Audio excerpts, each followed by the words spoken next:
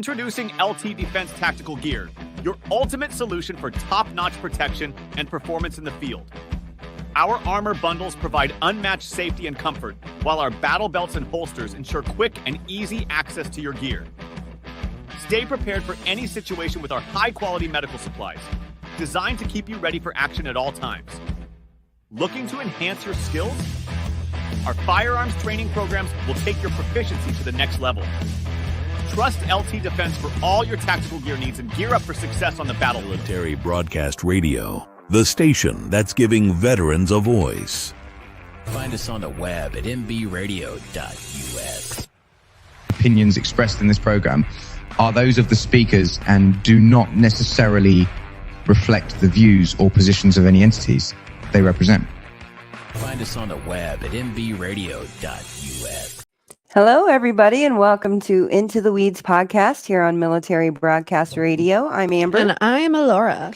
And this week has been a pretty good week. I was sick today with a migraine, so I ended up not going to church today. How was your week, Alora? It was pretty good, pretty eventful. I did some stuff that we'll probably get into a little bit later. Okay. I did some boots on the ground investigation, or at least I tried to. But yeah, no, it's been a pretty good week. But yeah, we have some stuff to get into today. We want to go ahead and give a nice shout out to Laura Lynn. Hi in the chat. Hi, we Laura. hope you're having a good day. But yeah, what are we going to get into? Well, actually, today we were supposed to be interviewing ParaWomen Radio, Amy, but I have not heard from her. So we are going to actually have Juan from Military Broadcast Radio. He is a veteran who has decided to come and join us on Military Broadcast Radio, MBR, from now on. MBR, yeah, for simplicity's sake. And by the way, all good with Amy. Everything's good. Things happen sometimes. I just want to clarify. No bad blood. Just shit. Stuff happens sometimes. Yes, stuff happens. But regardless, we're super excited for our video today, and we actually have some kind of juicy stuff to get into a little bit. So, yeah, do we want to go ahead and bring Juan on? Also, by the way, hi, Holly Jolly. Yes, hello, Holly Jolly. And so what I was saying is, no, you're good. So what I was saying is that Juan has come on board MBR and decided to be a host. And so he's going to come on here and just see how I'm doing it. And we're just going to talk to him and see, you know, where his mind's at, what he wants to talk about. And then we'll go from there and talk about some other things. Good conversations to come. So I'm just going to play this interview of the week. Interview of the week sponsored by LTD Tactical.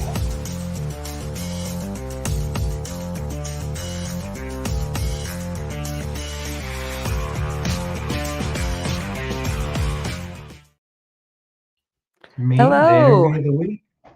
Yeah. Yes, you are the interview of the week. Welcome, welcome. How are you doing today, JJ? I am doing excellent. I'm not ParaWomen, but I'm kind of a weird dude. So hopefully, you know, that your fans are happy for that. No. Oh, absolutely. We're excited to have you. Yeah. I am really excited to be here. I looked up some of your programs. I love some of the things that you're getting into. Thank you. The whole idea behind MBR, when I first saw it, was actually in Stars and Stripes, an email I received. And I listened to a little bit and I was like, this is so cool. It's just veterans being veterans, and having been in the Army for 5 years, it just kind of puts you in a comfortable place that you can't really put your finger on it, but you're like, these are my people. Absolutely. So yeah. I feel at home. I was raised in a military town. I was in the Army for a year. I got hurt, and then I've been in the VA system for over 25 years now, and been around. So I've been around the military in some form or fashion, or veterans in some form or fashion, my whole life. So this is just another extension of me, I guess. For sure. And I think taking the opportunities that are available to veterans or families to be able to do this, to actually go out, spread your ideas from any genre. I think that was the most important thing that I liked about this was what do you want your show to be about? My show specifically is going to be called the Dr. No, K-N-O-W. I'm going to be talking about trivia. I am big into trivia. I love movies. I love music, history. So every week will be something different, but kind of like a Trivial Pursuit type thing. Not asking people like trivia questions, but kind of leading them down a path. Once you hit this first fact, there's so many things that led up to that. And that to me is one of the most fun parts of learning history or learning trivia, is that it's not always simple as Marilyn Monroe walks into a room and everyone says, she's a star. There's always something that led up to it. And I think that's what I like most. And that's what I'll be talking about, is hopefully giving people tidbits of news and ideas of history or trivia that they never knew. And maybe they'll want to go learn some more for themselves. I really like that. That sounds super cool. I do too. We'll definitely have to tune in. And you said it was Dr. No, K-N-O? Dr. No, K-N-O-W. W. Oh, I'm sorry.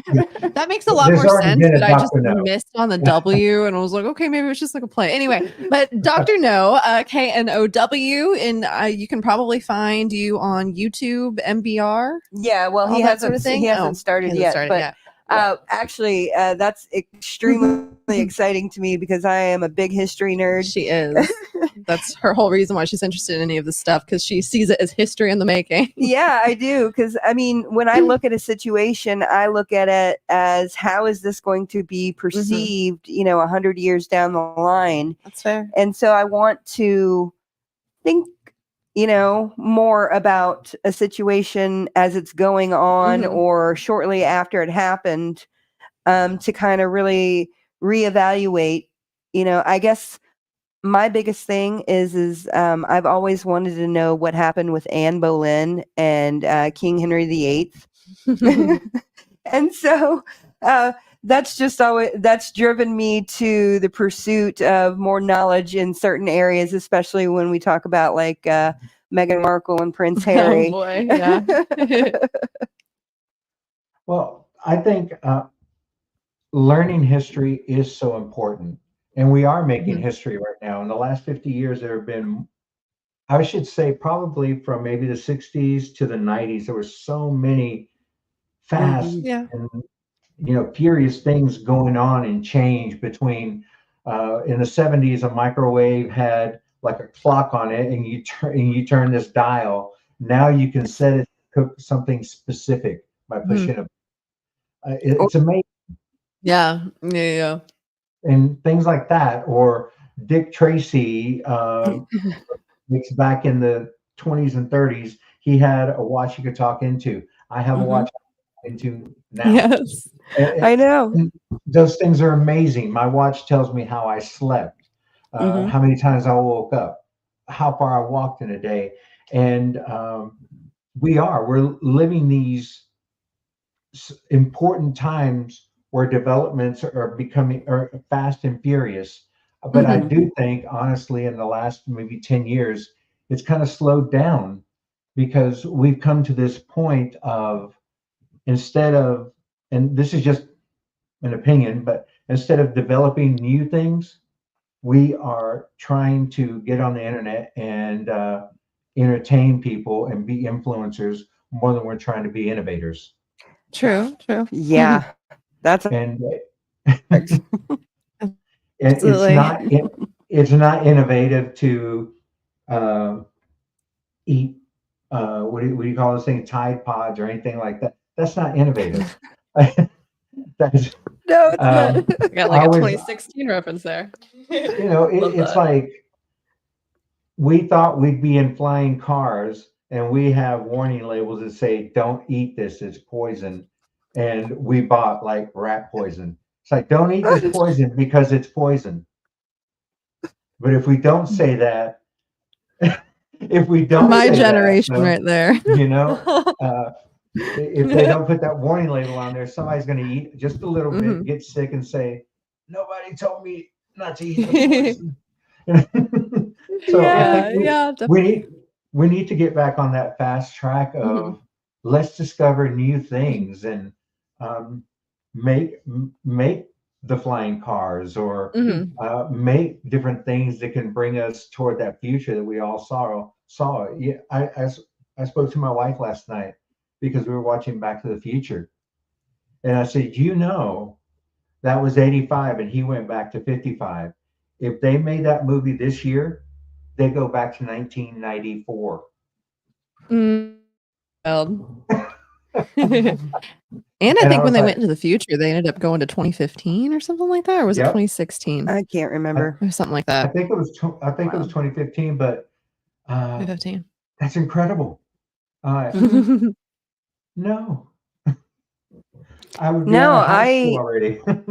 Yeah, right. No, I've noticed recently that I have taken an interest in architecture. I grew up in Oklahoma. There wasn't, like a whole lot of, nice architecture where I was from. I mean, you said you actually went to Fort Sill, and so where I grew up. I mean, there wasn't a whole lot of really nice architecture or anything like that around there. And then I move up here to Missouri and just see all of these beautiful homes and all of these beautiful buildings that were built with pride. And I'm just like, oh my gosh, what happened to us? Why are we not taking pride in the things that we make anymore? Well, it's really unfortunate that all those buildings that are around us are kind of in shambles right now. Like if you go like a little bit further, even if you go to like a more populated area, like the Capitol or something like that, or not populated, but more popular is what I meant to say. Like the Capitol or something like that. There's the beautiful Capitol building, and then just all around it is complete ruin, and it's so sad to see. Yeah. It'd be really cool to see people rebuild some areas, but unfortunately, I don't think it's really financially feasible. I mean, people don't really care enough to do something like that. But I mean, there's just one little section in that area that's gorgeous, and everything else is like, So yeah, I think that falls into like the entire tourism industry, where small sections of where what they want you to see. It's set up like the Wizard of Oz. They're like, pay no attention to everything beyond. Yeah, definitely. Don't worry about behind that. The curtain. And, absolutely. You'll see these beautiful sections of cities, or you can go hiking in the mountains up here in Washington. I live in Western Washington. But then you go to the city and you see homelessness rampant everywhere. You're like, well, they're like, don't go to that part of town, go here. But that's part of the city as well. And it's a sad statement of kind of where we're at right now with the homelessness population and not being able to figure out a way to fix it. Yeah. Something I actually just thought of, the fact that you said that you're from Washington, this kind of references back to something that, I was talking about on a day when you were out of town. But do you know Chris Novoselic of Nirvana? He actually just opened up his own party in Washington, and it's only in Washington. And it's called the Cascade Party of Washington. And they do a lot of focus on homelessness and trying to rehabilitate them. Although something that I guess it's controversial. I'm not sure how I feel about it. Is he doesn't help out anyone that's addicted. They make sure that you're sober if you're going to be living in their facilities. But he does a lot of stuff with the homeless, and I guess it just kind of made me think of that. But a couple months ago, he was holding like free, basically Nirvana shows and stuff to anyone that was in Washington that wanted to come and just talk about the party. I think he has like a petition going to try and like make it an official party. Have you heard anything about that? I haven't heard anything about that specifically, but I do read about him, and he is very community involved. And I think it's important to involve yourself with your community absolutely at any age. But I mean, he's I think my age probably now. But more and more younger people are becoming involved with what's going on in their states or what's going on in their cities. And it's important to know, but you need to know history as well. Like you said, like you said, you want to know the history of the how the housing industry went from this is a beautiful building. This is not just a house that we built you something beautiful here too. We can slap out 5 of them in the next 3 months, just pay us this much money. It does weigh on you a bit differently when it's kind of like, it's just what we do. Yeah, no, it definitely is sad to watch from them going from putting care and, creativity into things to going to cookie cutter models. And, that's just kind of where we're at right now. But I think it's about time for us to go ahead and take our first break. Yep. So we're going to be playing Can't Take the Dogs by Matt Oakley. And actually, I wanted to say before we play him, on the 28th, we will be playing our recorded interview with Matt. Yes. And so we're just introducing you to his music. He will have a patriotic song coming out on the 13th. So this is Matt Oakley, a future guest here on Into the Weeds podcast. And stay tuned, and we'll be right back.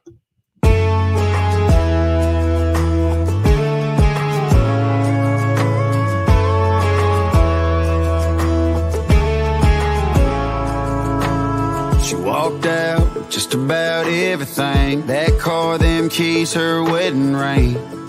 Ain't it funny how people change? I told her she could take the whiskey, take it all. Take the bourbon, I'll take the loss. Take the pictures, take the frames, hell, take the walls. But you can't take the dogs. Yeah, I'm taking them with me. I got them boys up in the backseat. You can go and take whatever you want, but you can't take the dogs. You can even take the 6th train, and don't come saying you miss me. You can go and take my last name off, but you can't take the dogs.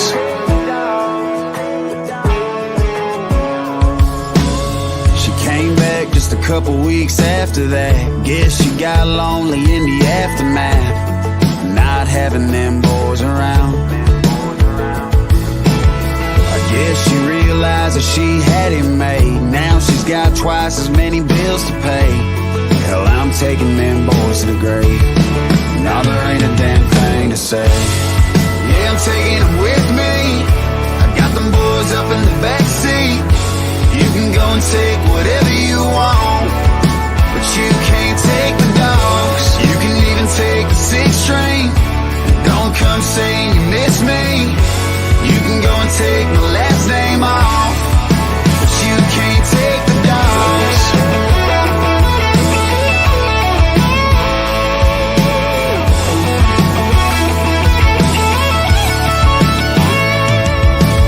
I won't lie, I've been waiting for your call, just so I can go and tell you all and talk about the things that you did wrong and how you can't take the dogs.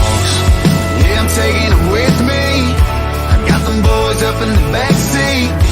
You can go and take whatever you want, but you can't take the dogs. You can even take the 6th train. Don't come saying you miss me. You can go and take my last name off, but you can't take the dogs.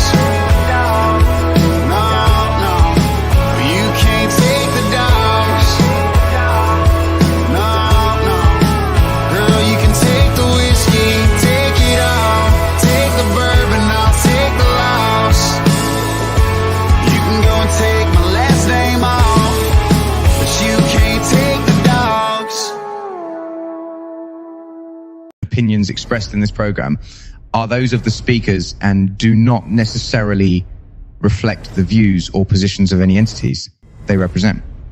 Find us on the web at mbradio.us. Hello, everybody, and welcome back to Into the Weeds podcast here on Military Broadcast Radio. And today we have JJ, a new host here at MBR. and he is here on an adventure with Alora and I. I'd definitely call it that for sure. To anyone that's new tuning in, it does say ParaWomen Radio. Unfortunately, there was a scheduling conflict, it seems, but no worries. We just wanted to clarify that to anyone who might be confused. Yeah. So before we left off, we were talking about JJ's idea for his podcast, Mr. No, Yes. which I think is incredibly interesting and fun. When Alora was being born, I was actually watching Who Wants to Be a Millionaire and answering all of the questions. And we're still not a millionaire. But yes. Okay, well, we have some stuff to get into today. What was the first thing that we were going to go ahead and look at? Okay, yeah. Alora had sent me this TikTok video, and when I watched it, I was like, oh, I think we should probably talk about that sometime. So that's what we're going to do. This is going to lean a little bit more political. This isn't particularly an endorsement or anything of any candidate. This is just us presenting some information that we found that seems to be credible. So, yeah. Throughout 2020, many Trump supporters thought they were making a one-time donation to the Trump campaign, only to find out later that their bank accounts were being repeatedly drained, leaving some of these so-called forgotten men and women unable to pay their basic bills. The Trump campaign donation site tricked donors with shady language and deceptive. Do you hear that one? I hear it.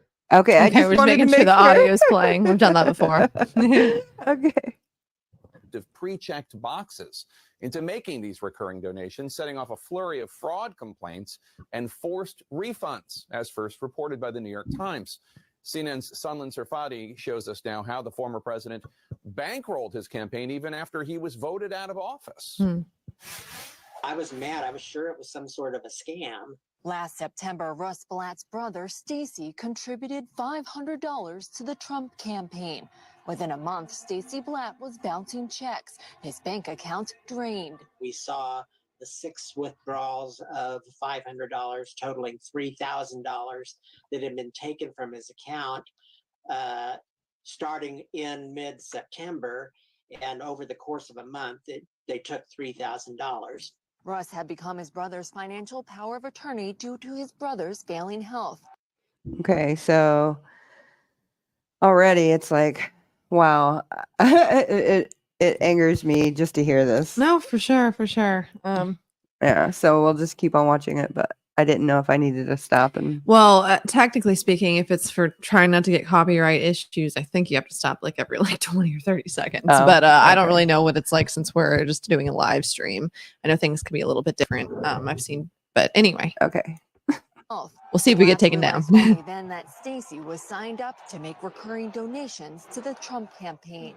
Stacey Blatt died of cancer in February. They just kept taking money out until there was no money left. And Stacey was not alone. A New York Times investigation revealing the alarming extent and reach of a calculated Trump campaign scheme to get supporters signed up for recurring donations by default, and later adding a second pre-checked box to double a donor's contribution. Okay, so I've seen this many times. I can probably just remove it. I think that's about all the information. Okay, so yeah, it's another couple of minutes long. So if you guys want to go watch that, go find that, and I'll try and put that in the description. Yes, Holly Jolly, we would agree that is awful. And again, this isn't a political endorsement of either candidate or anything. It's just if we see stuff like this, we got to say something. So yeah, I don't know. Well, I remember getting these emails asking for donations from him or somebody else. From him and his campaign. I think I might have donated like $5 like in 2015 or something like that, like a long time ago. I do not endorse Trump. I'd like to make that clear. Well, and it is what it is. Okay. But I remember physically going through there and unchecking boxes. So I do know that is legit. So yeah. What are your thoughts about it? Yeah, it seems like it used to be the standard to have boxes unchecked. so that you didn't make mistakes like that. You would check if you wanted something to continue. You would check if you wanted more emails. Now you have to uncheck all of these things, find somewhere deep down at the bottom where it says either unsubscribe or, don't reach out to me again. And then it still takes, sometimes you'll get 3 or 4 more emails. And then if you contact them, well, we've got a live email address is what it feels like. So we'll remove you is kind of like, we got you, Doesn't seem right. And then 6 times in 1 month. I think that was the part that got me, having heard this video for the first time. When you mentioned that, we spoke about it earlier, and then watching the video, I thought you meant it was a period of 5 or 6 months. But 5, I thought so too. I forgot. Yeah, 6 times in $3,000 in 1 month. There's no pay period that would do that. No subscription service or anything. That's crazy. It's nonsensical to take $500 6 times in 1 month. Yeah. And I do have to say, clearly, you can have any, political leaning despite your age or anything, but the conservative people, or I should say a lot of older people are conservative and a lot of older people are Republican. So that could also be seen as them trying to take advantage of the older audience that they know they're already kind of feeding into. And a lot of older people do not check that sort of thing. And I think that's kind of like definitely, he's intending to take advantage of the elderly, in my personal opinion, if all the stuff is, true, So I just see it as that way, personally speaking. No, and I remember I've encountered this with Amazon specifically. I remember one time I kept getting charges and I kept trying to figure out why Amazon was charging me. And it would just have like a brief description, but it wasn't anything you could like actually figure out what that was.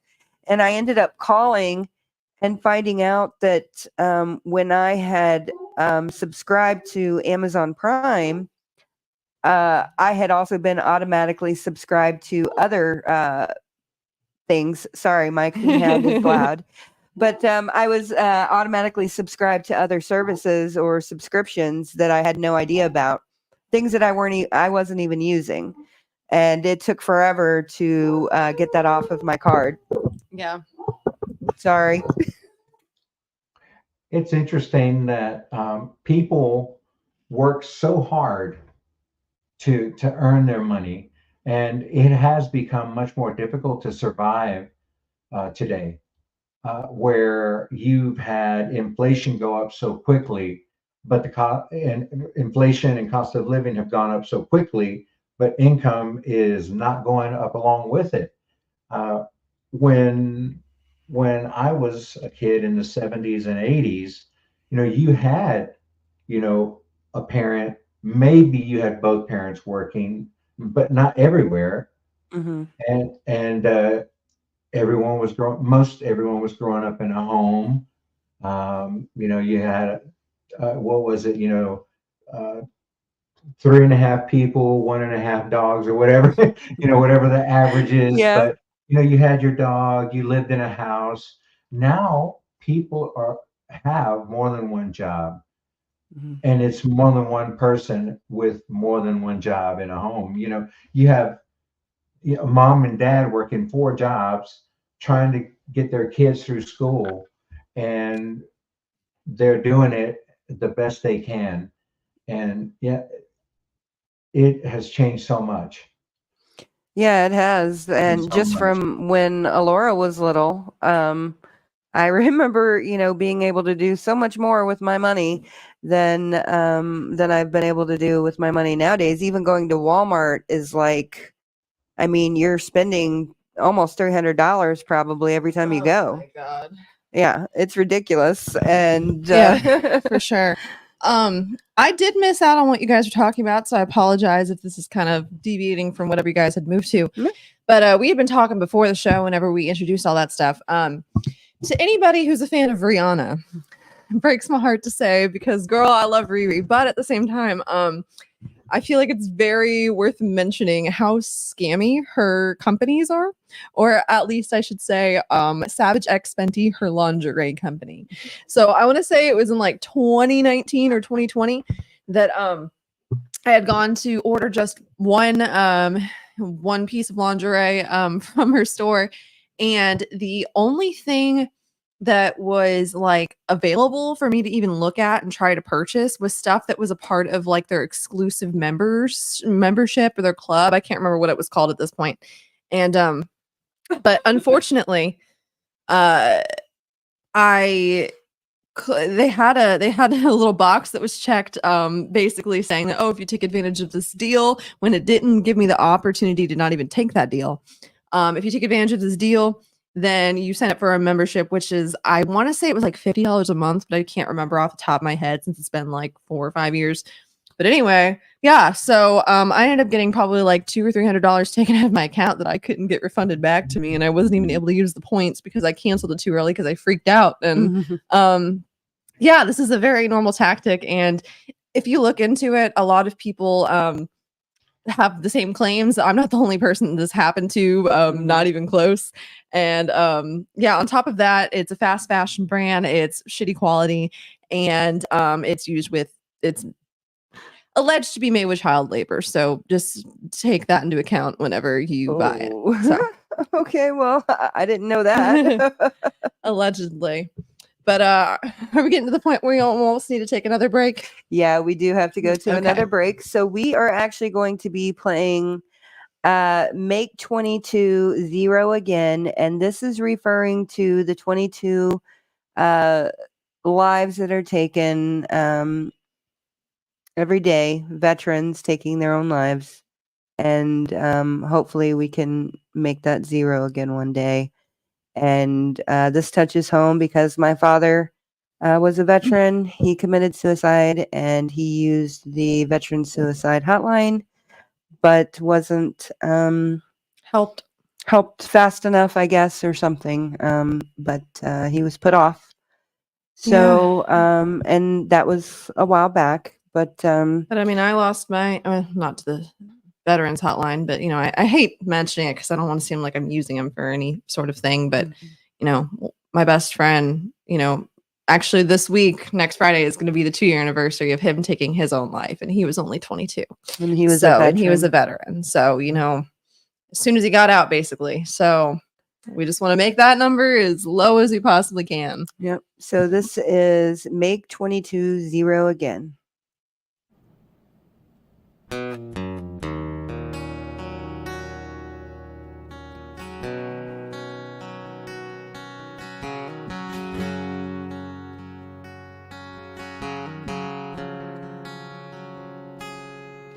Another regular day, nobody knows. It's that time, he's coming home to them from a foreign land. He pulls up, his mama cries, looks at daddy with tears in his eyes and says, nothing feels better than this. Couple of months go by and no one sees. Something just ain't right, only wants his peace. He needs help, but he don't know the path to take or the way to go to be free and put his mind at ease. We will help, 'cause we can't stand to see a soldier go to God by their own hands. We will do everything we can to make 22 zero again.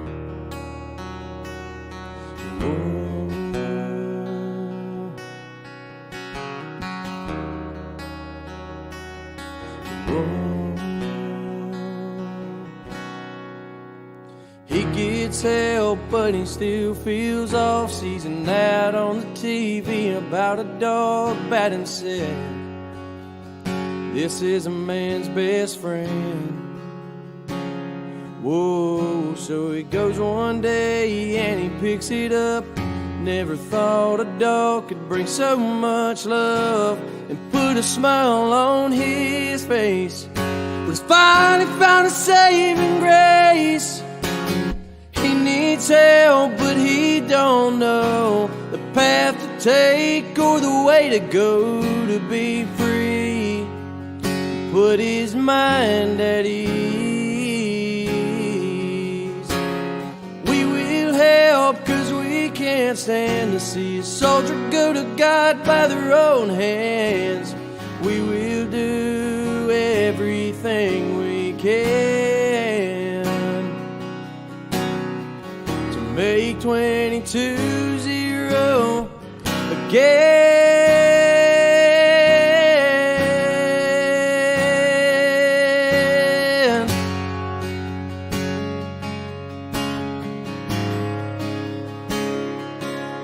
Whoa, whoa.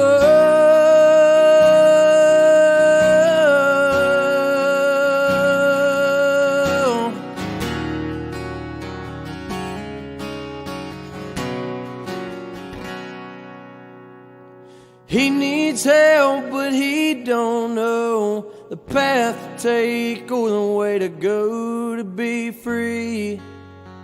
Put his mind at ease.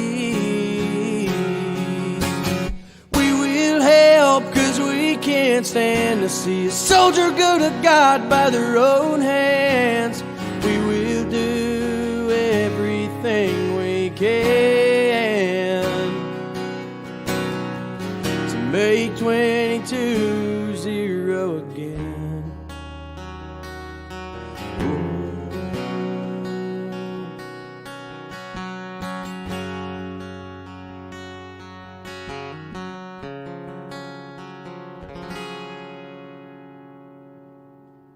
Opinions expressed in this program are those of the speakers and do not necessarily reflect the views or positions of any entities they represent. Find us on the web at mbradio.us. Hello, welcome back everyone to Into the Weeds podcast here on Military Broadcast Radio with our guest JJ. And that was actually Ryan Spencer, Make 22-0 again. And that was, that's a special song because there's too many people out there who, too many veterans out there who have served and whose fate ends up that way. So it's just important to keep in mind and do all you can. Show love to the veterans that you have in your life and make sure they're all right, because you never know what someone's going through. Yes. So I hate check to see in something with my loved buddies. What? Yeah, I check in with my buddies from good. time to time, and well, not from time to time, pretty much all the time. And if I don't get a call, back, typically within a day, I just say, hey, it's a buddy check. I just want to be sure you're doing all right. I think my best friend and I kind of put it, we're all we got. Mm-hmm. We are we're the friends that we made, and you check in. If anything, there are friends I wish would have checked in before choices that they had made. Mm-hmm. And and I'm not just talking about taking some their own lives. I'm talking about going out after you've been drinking, going out after you've been in a fight with someone, when you're emotional and you don't know how to deal with it anymore. Just being reckless. Yeah, it's not an easy task in life to handle going from a job, and it's a job where you're trained to shoot, you're trained to kill, you're trained to hopefully survive, hopefully get back home. There are a lot of hopefullys there. And then when you do leave, you are in this bubble And it becomes this thing of people saying, thank you for your service. Yeah. And you feel, you feel like, hey, thank you for saying that. Mhm. But there were things that I didn't get done that I wish I could have done. And that's like having friends come home with me, or Yeah. having friends that I can call, things like that, that I can't keep with anymore. Yeah, definitely. Yeah. And 988 is so important. The number you said, I've used it before. I won't sugarcoat that. And if you've ever felt so low that you needed to pick up a phone to call, it's kind of it's a mixed bag to me, because I felt like I had no one else I could call. Yeah. I'm sorry to hear that. Sorry to hear that. And I think that was more painful to me than the way I was feeling. I think it just it piles on, because you're like, I've got to call a stranger because this is how I feel. Yeah. And it did for a long time bother me. But when you're that way, when you're feeling so low, you don't see who's there for you. Yes. You don't see them because you don't want to. Absolutely. Yeah. And, we were just critical a second ago. In our particular situation, the Veterans Crisis Helpline was not able to help my grandfather. But that being said, we still would encourage anyone who's watching that needs to take advantage of that source. I mean, this was in 2010. This was years ago. There were probably different protocols or different things in line. But if there's anything, any small, silly, no matter how stupid of a reason you can think of to keep going, just keep going. Even if it's like, man, I want to go watch like the finale of, my favorite TV show, or like, I want to see, who wins this football game. It doesn't matter how silly or stupid it is. Let that keep you going. And it doesn't matter, if you don't know the person that's going to be on the other line, if you have the opportunity to call that hotline, and take advantage of it every single time. Every single time. It's 100% worth it. Even if it buys you only, a little bit more time, it's worth it, Yeah. Yeah. And I just want to encourage people to remember that just because you don't think that people love and care for you doesn't mean that they don't. And sometimes we're blinded to that. And sometimes our human lives get too busy and we forget to check on people. And so we need to be better at that, all of us. Absolutely. Exactly. And I want to thank everybody in the chat, Holly Jolly, and everybody for, expressing your sympathy and everything for what happened with my dad. But, it is something that happened, and we just have to learn from it and grow from it. And I know for a fact that several people have been helped through his story. So I just keep telling it so that, in the hopes that it helps somebody. Yeah. And I mean, I can't express to you how traumatizing that whole situation was as a child. And not to mention, I wasn't even my 4-year-old brother was the one who discovered that. So, you have no clue, the stuff that it does to someone long term. And, as far as my friend, I'm not going to speak on everything that happened there, but I just, I sincerely feel for his family, his friends, and I know that they're still struggling very much. So I know I'm still struggling. I was just crying the other day about it, and it's been 2 years, which 2 years is nothing, but it's crazy. So anyway, but okay, maybe we can get on to a better note, or not a better, but a lighter note, because I'm not trying to get in my sad boy hours right now. Yes. Yes, I was going to say there is a really good outlet available to veterans. Awesome. And I just discovered it. It's been around for a few years. I'm looking at it right now, so that's why I'm looking down. But it's actually an arts contest. Really? It's called the National Veterans Creative Arts Festival. And they just had their the VA Puget Sound one here. I went Friday night. I entered a poem and I entered a video that I created. My video won first place. Congratulations. And thank you. And we're waiting on the 16th to see how the written thing kind of pans out. Okay. But this is a national competition available through VAs for veterans to be able to get some of these things off of their chests, out of their heads. And they do everything. They do from video to dance to drama to poetry to art. There was all kinds of art, beautiful art there, all created by veterans. Some of it was for sale to the public who was there. But they have the finals, I believe, in I want to say Indiana, in late October.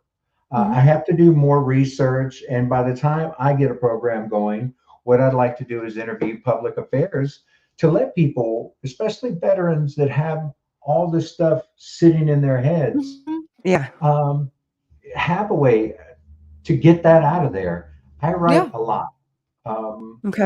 Writing to me is such a good outlet because you can go back and look at it and think to yourself, because I've had some really ugly days, and you go back when you're feeling better and you're like, I don't want to be there again. Definitely. And art is kind of that way of getting those negative ideas out sometimes. Sometimes it's very positive, beautiful things.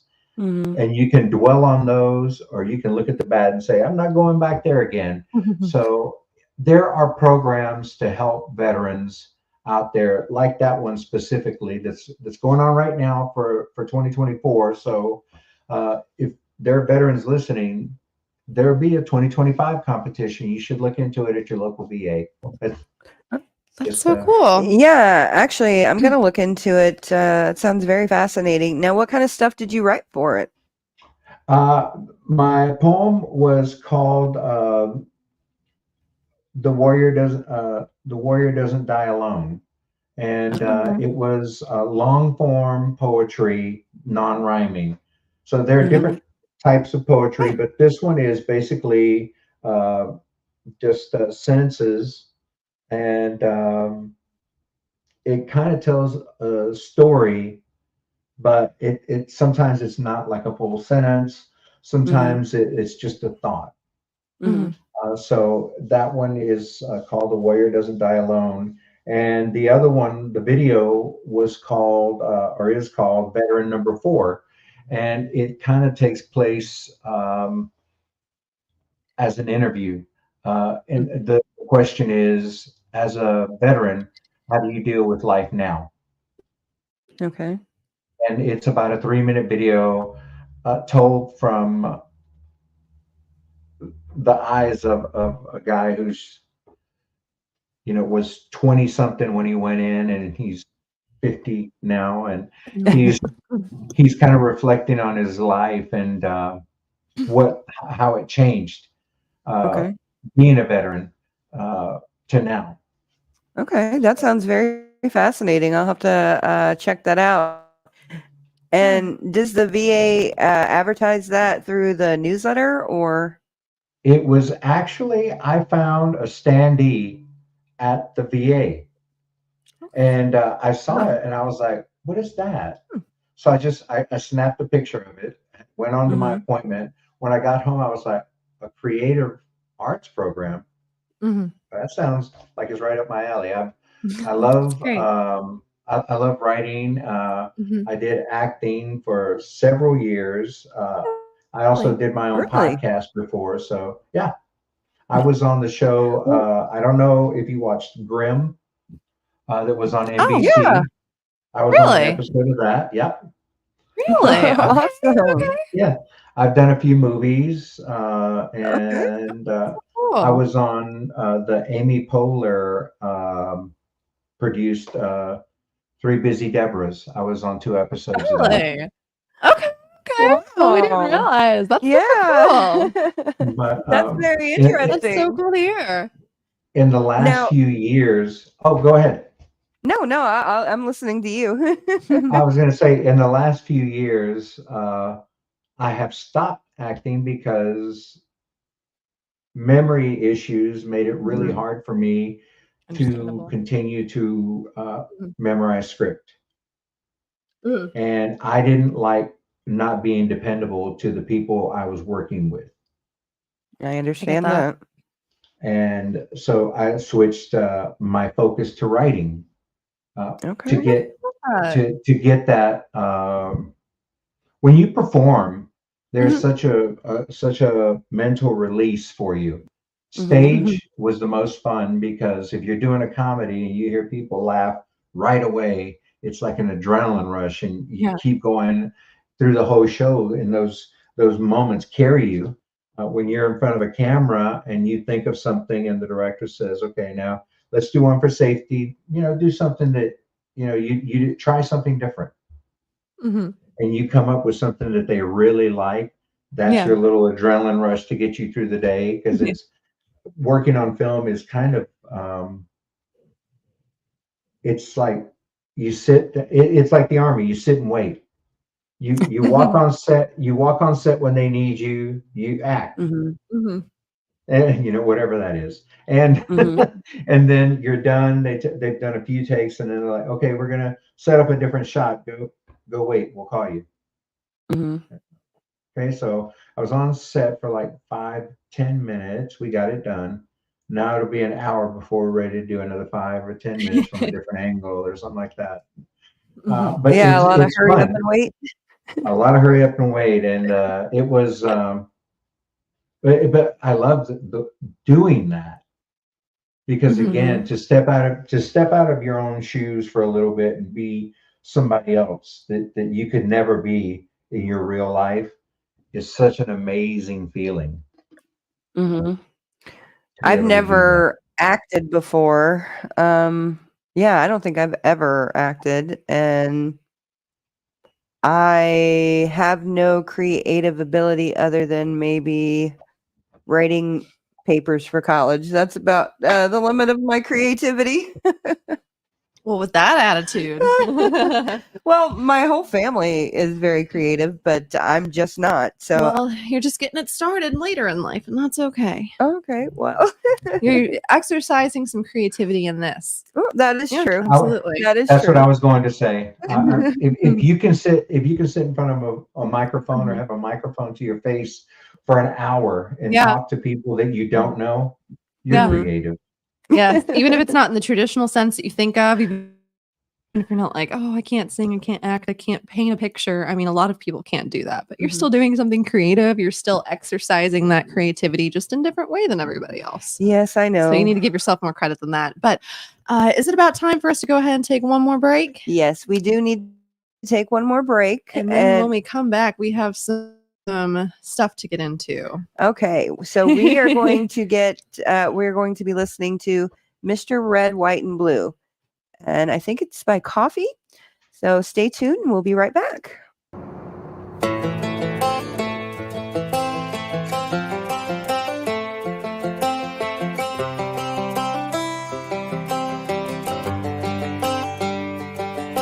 It's the guts and it's the glory. 100 stripes, 100 stories. It's the Pledge of Allegiance on the 4th of July. It's them handwritten letters from home. It's them sleepless nights alone. It's his newborn baby he left with his wife. Mr. Red, White, and Blue, lay down, here's a line. Mr. Red, White, and Blue, for these stars and stripes,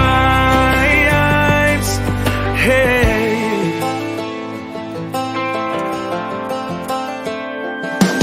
From the fields of Indiana to the swamps of Louisiana to the golden coast of California, Uncle Sam's the only family he's got. His purple heartbeat won't stop.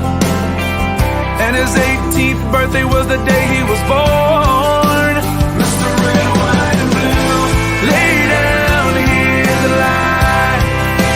Mr. Red, White, and Blue, for these stars and stripes.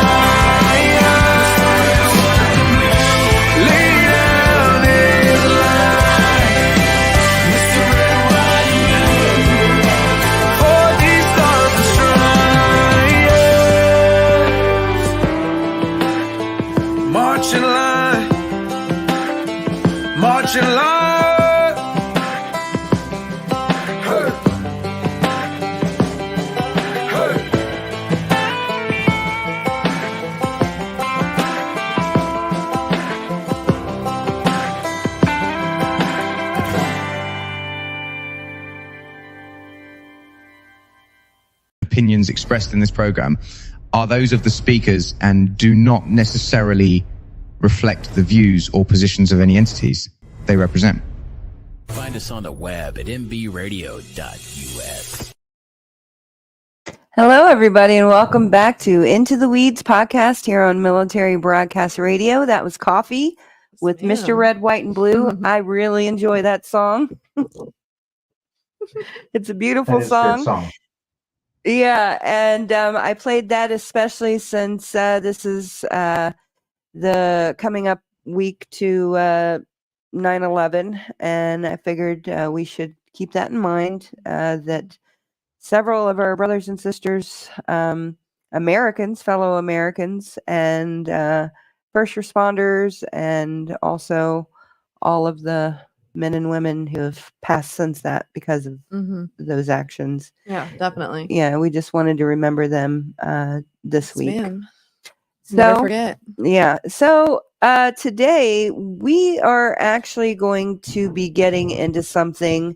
I wasn't going to talk about it if ParaWomen Radio was going to be on here, but I figured since she wasn't on here and I needed to fill some time, we are going to be talking about we were defamed. No. So a little bit of an update on the whole Fancy Maselli situation. To anyone who's tuning in who may not know, although this is the only thing that I feel like we're known for, just in case.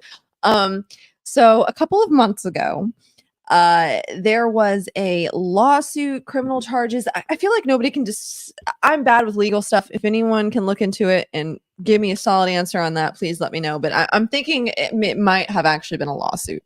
But anyway, it was filed by Gypsy Rose Blanchard, or Gypsy Rose Anderson, and her stepmother, Christy, her father, Rod, and her sister Mia, and it was just a defamation. There were some other things. We went into the weeds of it all on the last podcast that we did it. So if you'd like some more solid information on that, I'd recommend you go check out our back catalog, just so I don't have to get too into it. Yeah.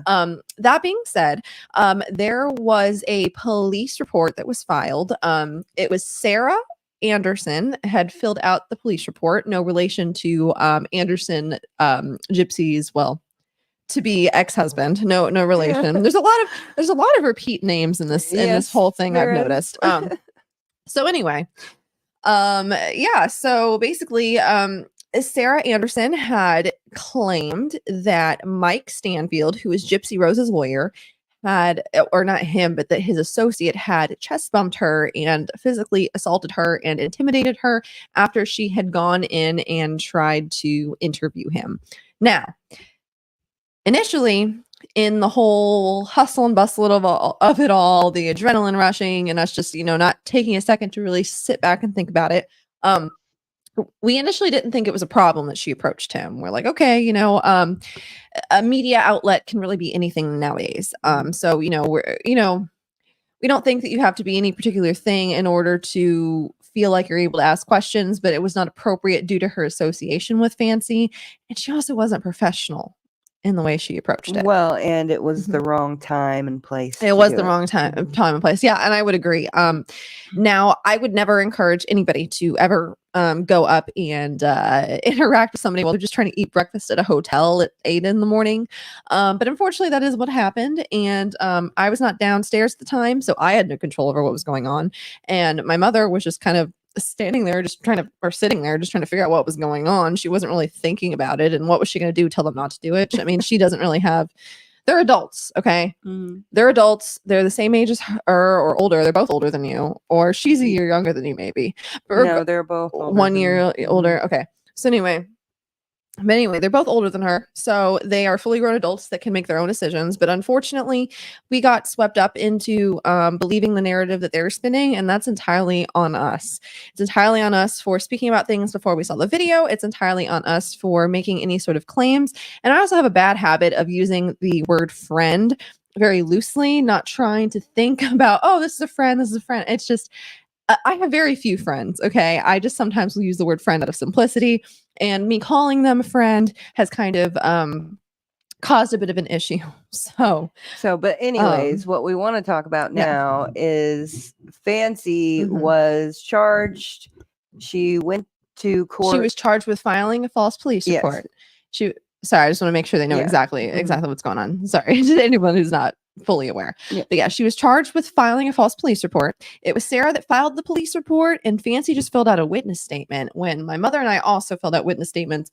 But I assume, just technically, legally speaking, the filing a false police report is probably what they're going to want to charge her with, even though on a technicality, it was a little bit different than that. But regardless, little Miss Fancy has been writing some letters to the judge, and she likes to name drop us both. She likes to name drop my mother a lot. And she's kind of made some accusations against us that, we'd like to dive into. So we're going to go ahead and get into that. But real quick, before we do, you can keep trying to find it. And I'll just talk while you're doing that. But this week, I decided that since we live in Missouri, I was going to put my boots to the ground and I was going to try and do some investigation.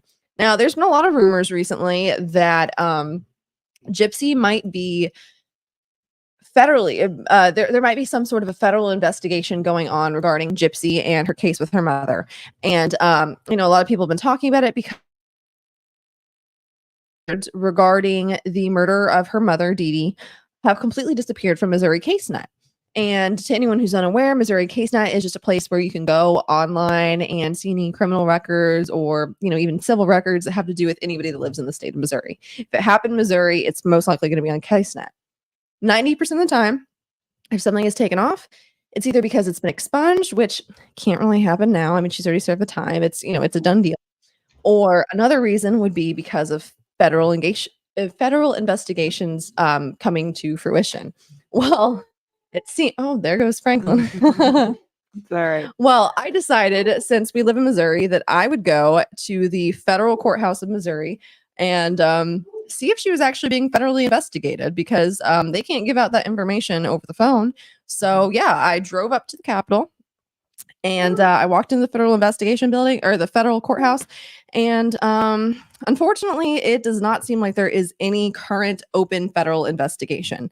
I ended up going to the same courthouse that was in that town for the state level. And unfortunately, they couldn't give me any information. They said that I had to go to Springfield to get information, but it was also locked for attorneys. So it's listed as a level 3 case. And if you are an attorney, paralegal, anything of the sort, you're able to go in and potentially access some of that information. But unfortunately, it is not online. And unfortunately, it does not seem like she is currently being federally investigated. So as someone who went in, put in the work, got a blister from walking in heels too long, unfortunately, it does not seem like she is going to be retried for this. Okay, so back into the fancy stuff. Sorry, I just wanted to make sure that I talked about that. Are you on the right thing? I think so. Because it's not showing the same thing. Yeah, it looks like you put the wrong thing on. So let's just exit out of everything that is not that one thing. That's it. So, but is it on the screen? Yes. Just click on it, just real quick. The same one. Okay. I'll just take this. Darn. Okay, sorry. Just want to make sure we have the right thing on screen. Are you 100% sure? Okay, cool. Okay, so this is going to be what was filed as the official motion to dismiss the case. Now, it is very important to know that the court hearing that she was supposed to be attending, I don't know if she had to attend over Zoom or she had to come in person, but regardless, the case was supposed to happen, or the hearing was supposed to happen on September the 5th. This motion to dismiss was filed. The 4th. Was it on the 4th? I think it was the 4th. Oh, it was on the 4th, and here's the 3rd. Okay, my bad. The court hearing was scheduled for September the 4th, and this motion to dismiss was filed in the evening of September the 3rd. And she did that to get a continuance and to absolutely, not being able to... Anyway, sorry, I'm forgetting the words. But anyway, so I'm just going to go ahead and read out the letter that she wrote to the judge. And something you'll notice is normally if you're writing a letter to a judge regarding your case, you only talk about your case, the things that are relevant. And it seems that Fancy decided to just go on a full tea-stealing sesh and talk about all of the lore that's going on, a bunch of stuff that's completely irrelevant to her case, and she's trying to file excess charges or extra charges and get other people and other things, and she's trying to bring us into stuff. Now, thankfully, we think that it's pretty clear that she's a little bit of a nutcase. I think that. I'm sorry. My mother and I might have slightly differing opinions on things. If I say anything a little bit more crude, that's not the way that she would approach it. No. I would like to make that clear, but I don't care. So, anyway. So this is the letter that she wrote to dismiss to the judge. To the Honorable Judge Lerner, I am writing to inform the court of several pertinent issues regarding the case, and then the case number, filed on June 11th, 2024, in which a hearing is scheduled for September the 4th, 2024. As of today, I have not been formally served with any documents related to this case. The wrong address was again used as is my original civil case in your court. I specifically gave the correct address in my statement to Officer Reynolds. Now, as for that, I don't know the validity of that. I'm not going to claim the validity of that, but it is worth noting that, and I believe I might have even covered this in another video, but she specifically did not pick up a cease and desist that she knew was at a specific address because she thought that it was basically BS. But anyway, also I apologize, JJ. I've just kind of been yapping over here. I've been looking Go ahead. Sorry, I've been looking at the screen, and when I'm on the screen, I can not even see you. So it's completely, totally gone over. Okay. So anyway, because at this time I have not been assigned a public defender due to not knowing if this charge will carry jail time, I am representing myself pro se. There's not a formal way for a defendant representing themselves pro se to file a formal motion. I was informed by Jane Gann, a clerk of the court, that all motions sent direct to her office. I am asking the court to construe this letter in the most favorable light to me as a defendant. Of course you are. This letter is to be considered a formal motion to dismiss. I have tried to negotiate with DA Warren. By the way, DA Warren is the person that she initially claimed was the man that chest bumped her. So the DA is a man that she publicly put on blast with a picture of him and his wife, stating that he was the man who assaulted her, or assaulted her friend. I'm sorry. Sarah. Yes. Assaulted Sarah. That was my bad. Said that was the person who assaulted Sarah. But anyway, I just thought that was worth putting in there. I've tried to negotiate with DA Warren for dismissal of the case. Mr. Warren agreed to offer me a plea deal for a guilty plea, and I'm not going to accept that as I did not commit any crime. Instead of serving me properly, it appears that this info, like my original civil suit, was leaked into the media, including outlets like TMZ and various independent content creators for the sole purpose of defaming my name and discrediting me. Hold on. Yes. Okay, so Fancy and I talked about how she was reaching out to different outlets to get attention on what happened, that Gypsy was suing her or whatever the heck was going on. She was trying to get people's eyes on it. And so it wasn't just content creators who were reaching out to... But even so, like, she gets real mad about how, like, Nina found out about this stuff, and she swears that it was TMZ or Inside Edition or In Touch or one of those stupid magazines or the Blanchard saying that they reached out and they put all this stuff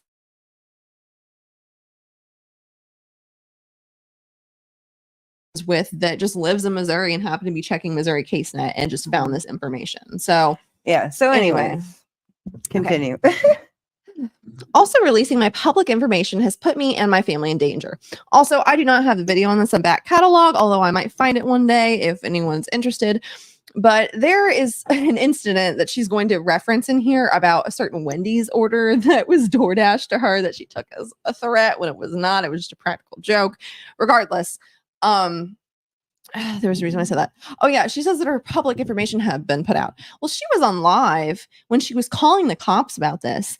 And when she was on her live, she literally read out her home address and her phone number and did not stop the live. And now she's accusing of other people doxing her. Oh, okay. I intentionally deleted some of these things that my mom was going to show because she wasn't thinking that it had her address on it. You know, she wasn't thinking about, blocking it out. But she's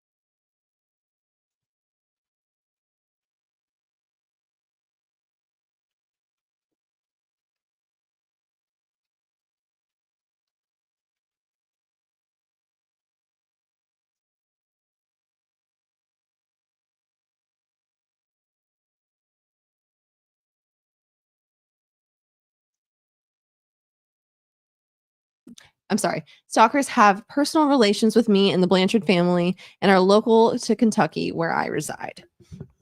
Now, I would also like to make it known that, again, sorry, I did not collect the video for this, but in the police report, or maybe it's not a police report because she's not filling out a report, but when she calls the cops, I think I'm pretty sure that she states that she thinks that the food is poisoned. Now, I don't know if you guys know how DoorDash works, but that's not how it works. Also, I'm reading this right now. And it says that she received a message from DoorDash saying that her food delivery was dropped off. If somebody else ordered that, I don't think she would get a message. Am I wrong? That's not normally how DoorDash works.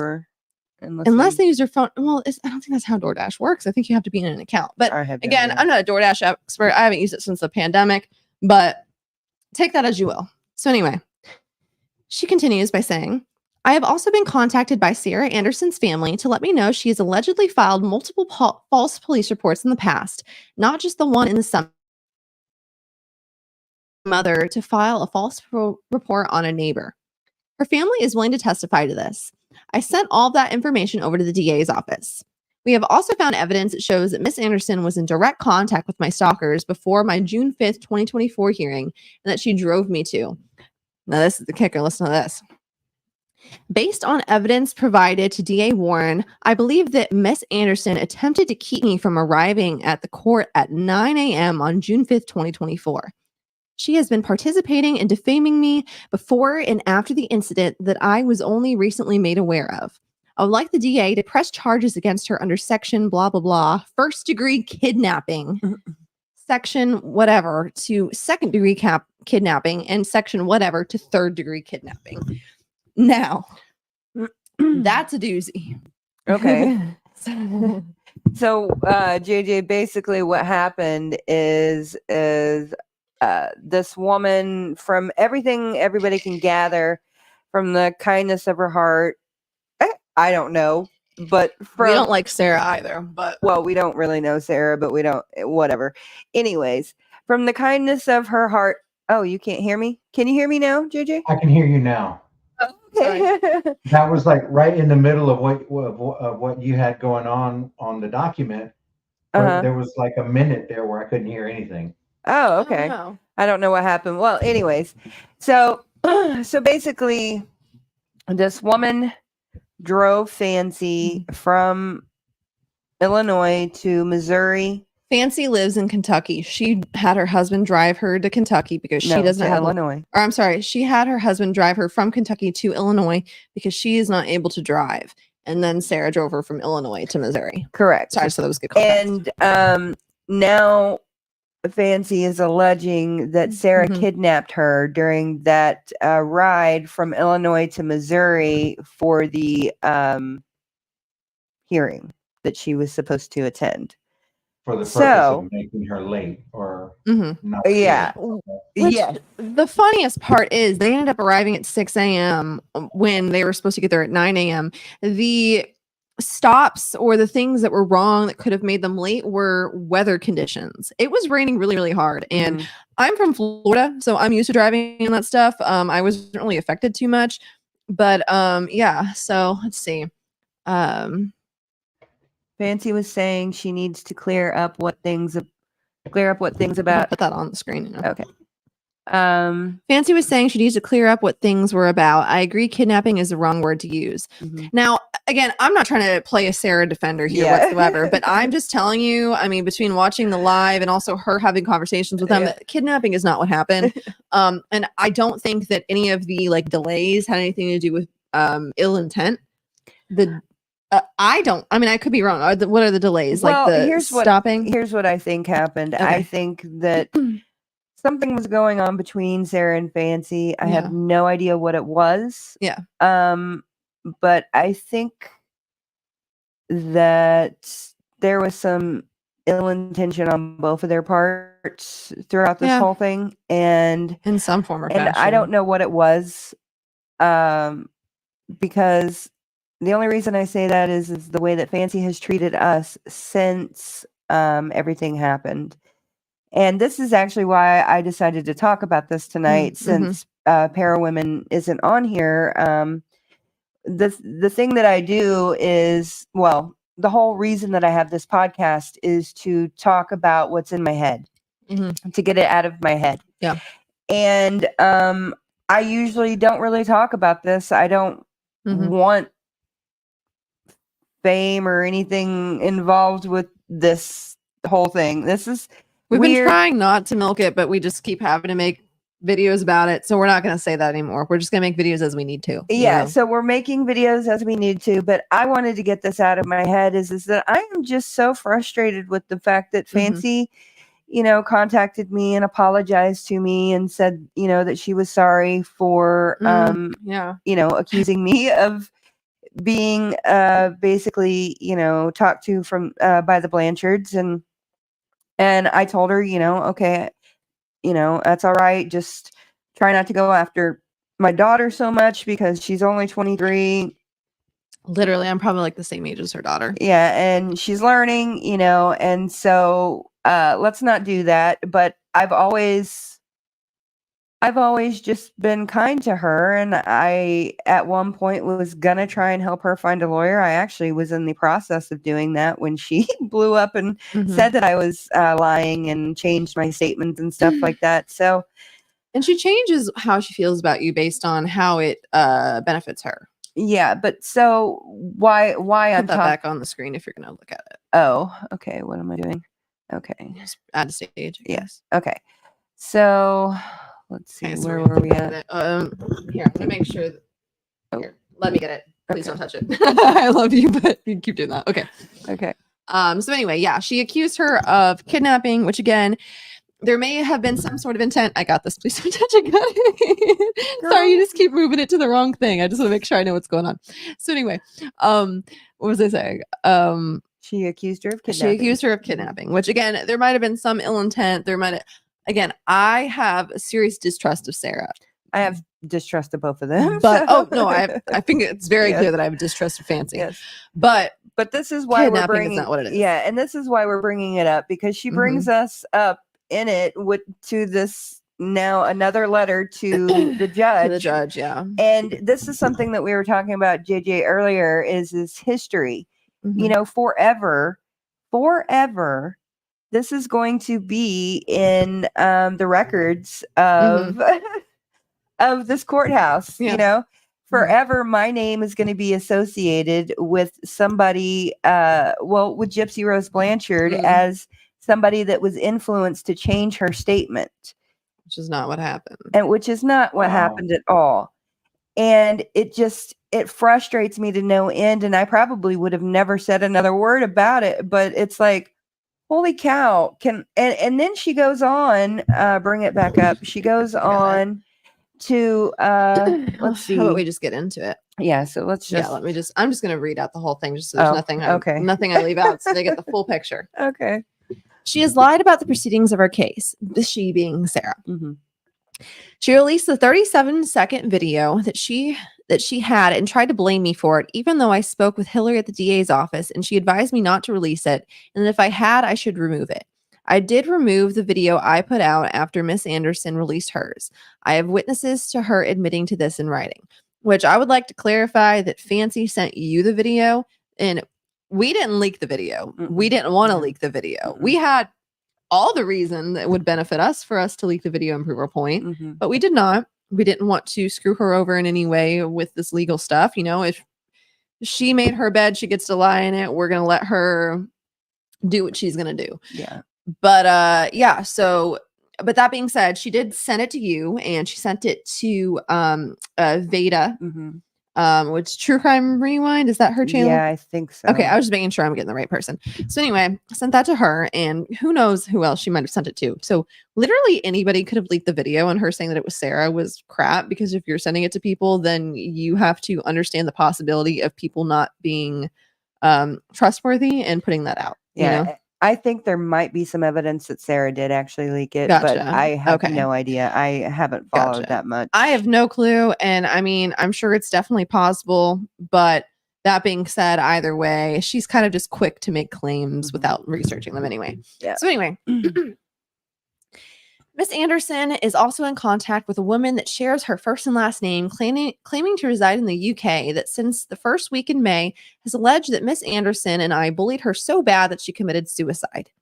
This was a false story. Since then, the UK Sarah has harassed me and several other content creators and has lied about her marriage, her family, her suicide attempts, her domestic violence situation, and has died at least 8 times since May.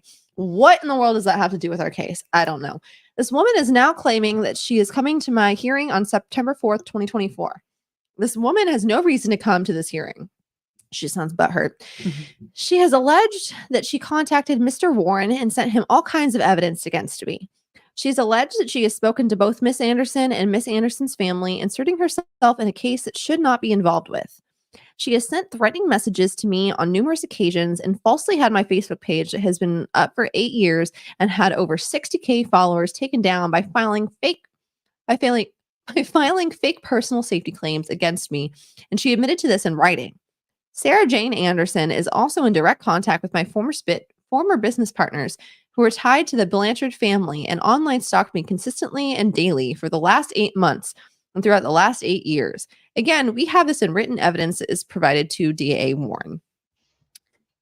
I object to the charges brought to this court for several reasons. 1, I did not know of the prior communications between Miss Anderson, Miss Sarah Jane Anderson, and my online and offline stalkers that I am currently pursuing legal actions and filing criminal charges against them. 2, I did not knowingly or with malice send Miss Anderson over to cause the event between her and Todd Harrison to occur. Oh, I guess that's the name of the guy. I'd never realized that. Okay.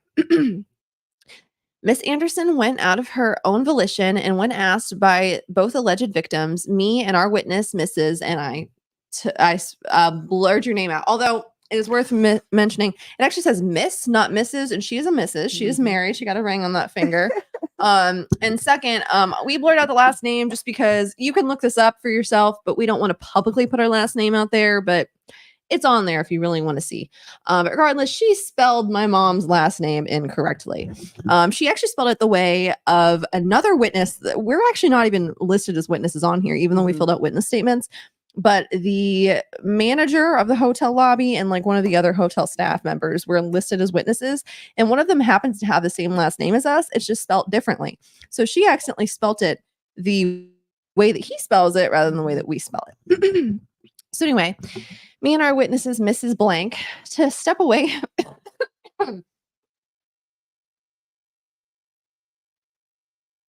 Sorry about that. To step away and not continue arguing with them, she proceeded to continue arguing with both alleged victims. 3, under the Missouri state statute, blah, blah, blah, false reports penalty, a person commits the offense of making a false report if he or she knowingly, 1, gives false information to any person for the purpose of implicating another person in an offense, or 2, makes a false report to a law enforcement officer that an offense has occurred or is about to occur. I did not knowingly or maliciously file a false police report. The state has not met burden of proof for either section 1 or 2. My statement matches that of my witnesses, Mrs. Blank, who was at the same angle approximately as I. Our statements are identical except for the words chest bump being in mine and not in Mrs. Blank. I used those words because when the incident occurred, that was what Miss Anderson alleged, and based on our view, this did appear to be what occurred. Now, my mother was smart enough to know if she didn't know for 100% that it was a chest bump, whether that's what she heard or not, she does not write that in the report. I write what I see. You write exactly what you see, no embellishments, and unrelated to legal stuff. There are plenty of times in which Fancy has been caught on record embellishing things, changing her story, lying, and even calling herself one of the best liars. So, Mrs. Blank and I were unable to see the events after the perceived altercation because our view was obstructed by the hotel's juice bar. Great little thing in there. I'm sure she didn't say that in her report. We did not include any of these details in our police reports. I was unaware of the details of Miss Anderson's previous criminal felony charges and that more than one false police report was allegedly filed by Miss Anderson in several instances throughout her lifetime. So I love how Miss Anderson's felonies are what matters, but Fancy's felonies should be completely ignored and should not be publicized to the internet because that's my personal life. According to her, she has no felonies. According to her, but according to the internet, according to filings, it seems like she might. I'm just talking. You can say what you're going to say. I'm going to say what I'm going to say. It seems that she has a felony. And even if you don't want to say she has felonies, we can show you her mugshots. We can show you some things that she absolutely definitively has done. Let's see. That's the old thing. Okay. Here. Let's see. Didn't Sarah give it to Brandy when she was on her live because she was asking Brandy to take it down? It was the video. Yeah, I don't. It's very possible. I don't know off the top of my head. Yeah. But anyway, sorry. I lost my place when you did that. Okay. Officer Reynolds viewed that video that Miss Anderson took. Neither Mrs. Blank nor I viewed the video prior to filing the report. It was not until days and even weeks later that we began looking at it and began to question whether the events happened the way that we both perceived them at the time. I provided these text messages to DA Warren. Officer Reynolds watched it 2 times, told us that it would be a class 4 assault, and that we needed to follow him to the station to report. This is completely alleged. This is completely just coming out of my mouth, and do not take it as anything more than that. But from what I recall, if I remember correctly, you're going to make me lose my place again. Just let me touch this. Okay. Anyway, damn it. Just pop. I got it. Sorry, I just keep messing with this. Anyway, so from what I remember, she said that in the car they watched the video. Mm-hmm. She said in the car before they even went in to file the false police report that they watched the video. And Sarah showed the officer the video while I was standing right near her, but I didn't want to get all up in their business. That was between them. And I didn't see it. I was not there. I was not there at all. I was upstairs. I was like, I'm going to let them hash that out. So she was watching the video. She had rewatched it herself, even if Fancy wants to claim that she didn't watch it herself. But Sarah watched it enough times to be able to see, oh, this is what happened. This is what didn't happen. Or maybe I should be careful with my words. And, Fancy did very much encourage Sarah to file this police report. Sarah did not want to file this police report. But Fancy, I don't want to say forced her because she didn't force her, but she made it very, very hard for her to deny it. And I can imagine if she wouldn't have filed the false police report, Fancy would have encouraged her to do it until they left. And she probably would have started guilt tripping her, most likely. And that's all just me thinking about it, speculation. It doesn't really matter, but regardless. So, the online personalities. Okay, this is where she starts to defame us, I think. Mm-hmm. The online personalities attached to the Blanchard family, as well as the Blanchard family, attempted to speak with Mrs. Blank and her daughter, Alora. She didn't put a comma there. Her daughter, Alora, after the incident happened to sway their accounting of the events. There is video proving it did have this impact on Alora. Also, the Blanchard family alleged through a third-party content creator that they had seen the video from Mrs. Anderson and that it did not show an altercation. They used a statement to further defame me prior to my court case. There is no reasonable explanation why these online video creators or the Blanchard family should possess or have access to that video. Well, ma'am, I guess you could say there's no reason why we should have access to any of, the videos she was selling the pictures, online, the autopsy, but the crime scene photos. They're the same argument can be made that it shouldn't be out in the public. Okay. But something I very much want to dispute there. And she said that the Blanchard family reached out to me. The only person that I have talked to regarding these events that is involved with the Blanchards at all, to my knowledge, because I've only even talked to a couple of people at all about anything because I kind of stay in my own lane. But regardless, I'm not going to show my DMs on here because it has a lot of my personal friends on there and I don't want to put on blast. But if there's somebody like Morbid, that wants to look through my DMs and just like confirm that I've never talked to them, I'd be down for it. I just don't want it on the internet. Mm-hmm. I don't want other people that are completely uninvolved to be brought into this. But like, there's no DMs between me and the Blanchard on any platforms. I have not spoken to any of them. Trust me, I would have put it on the internet if I did. Okay. And I have not spoken to anybody. I've never spoken to Bree. I've never spoken to anybody representing the Blanchard family. Mm-hmm. And if I happen to follow somebody on TikTok, it's not an endorsement. It's not an endorsement because I follow everybody who follows me. Yeah. There's only been a couple of people who have not followed back. Yeah. And so, and I just think that that's a nice thing to do. So it's probably the wrong thing to do. I don't know. But you know what? She's learning. It is Yes. what it is. Don't take her as like some 20-something-year-old who's like super into all this stuff. She's just someone who's just casually here. She's doing the follow for follow thing. Okay. It is what it is. Yeah. Yeah. But so I've not heard from the Anderson or the Blanchards or the Andersons, anybody. I haven't heard from anybody. The only person I've gotten a message from would be Bree. Okay. And that has been so contested. I have not put Bree and I's DMs out into the universe, except for the one DM where our story had changed. And I just wanted to make it very clear, you know, what was going on, just so I was being transparent. Mm-hmm. But she never, I didn't, again, I will let Morbid or somebody like that read the messages if they would so choose. But again, I don't want to put on blast my personal conversations with somebody because, you know, I wouldn't want them to do the same to me. We can just have personal conversations without having to put it on the internet. But if it's so important, I'll let Morbid or something read it. Yeah. But anyway, but all I'm saying is she did not convince me of anything. Mm-hmm. She was nice to me, but I caught a lot of manipulation tactics with what she was saying and doing. Mm-hmm. And I shut her down every single time. And her and I only talked for up to like 2 days after the event. So like we have not stayed in contact. Mm-hmm. And I have not talked to her at all. And I don't know if she's mentioned me, but I'm sure that she would agree with everything that I'm saying right now. She didn't convince me of anything. Yeah. And so we just wanted to present that. And I'm sorry, JJ, that you came we're in trying to steamroll you on that. I'm sorry that you came in That's on very that. interesting information. Yeah, but I wanted to just get it out. It was frustrating me, and I was laying in bed today with a migraine. I couldn't go to church, and I was just like, dang, you know, that just really sucks that forever my name is tied to this. And I know it was my fault to go and support her, which I should have never done. I should have just went and been As an observer. An observer, 100%. But we've learned our lesson. Yes.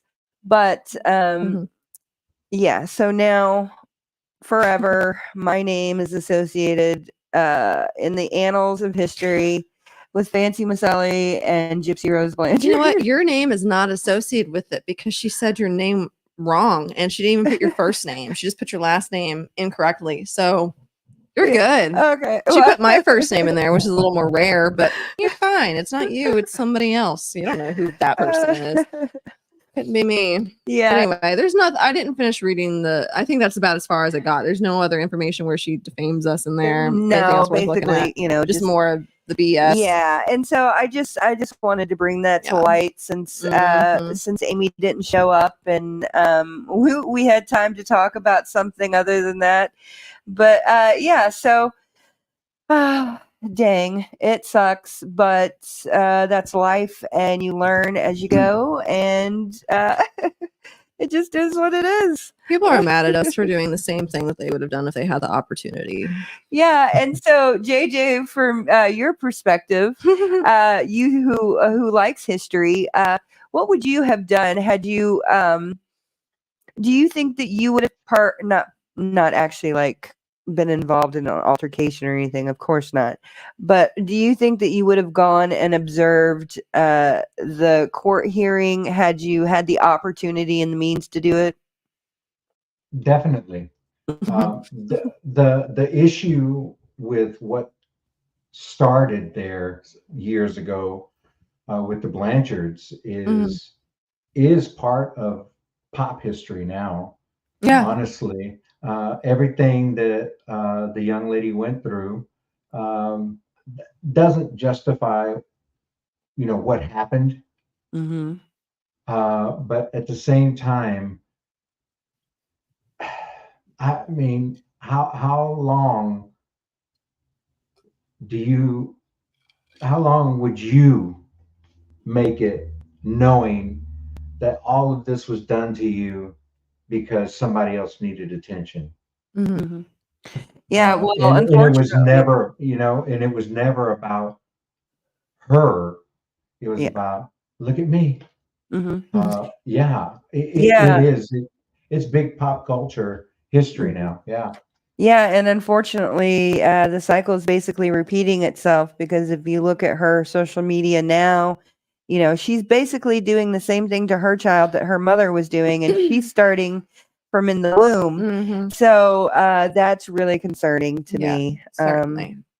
That's definitely something that I think is needs to be watched and paid attention to. I don't want to bash her being, as she's going to be a mother, but I hope she stays out of the spotlight as a mother. Being a mother doesn't save you from being a shitty person. And I can already see her with the family vlog channel here in a year or so. And I have a strong disdain for family vloggers.